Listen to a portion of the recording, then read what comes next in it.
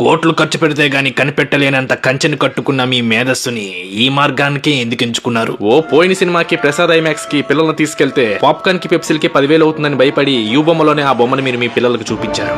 ఆ రోజు మీరు పడిన ఆనందాన్ని అందరి అరుగు దగ్గరికి అందించాలని ఈ మార్గాన్ని ఎంచుకున్నారు. You have my data. ఒకప్పుడు సింగిల్ థియేటర్ గల్లీకి ఒకటి ఉండేవి.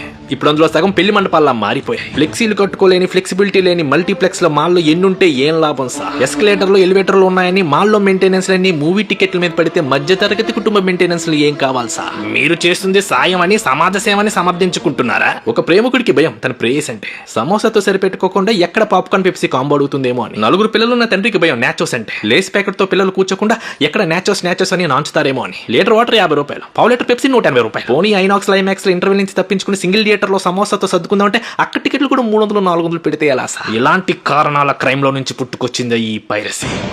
ఎవడెవడు ఏ బొమ్మలో యూ బొమ్మలో చూసారో ఒకసారి గుర్తు తెచ్చుకోండి. సర్వర్లో మాయం చేసే మేము మీ డేటాని మా వశం చేసుకోగలమని గుర్తు పెట్టుకోండి. మమ్మల్ని లోపలేస్తే మా దగ్గర ఉన్న మీ డేటాని బయటేసి సరికొత్త బొమ్మని యూ బొమ్మలో పెట్టి ఊబిలోకి లాగేస్తానే విషయాన్ని అర్థం చేసుకోండి.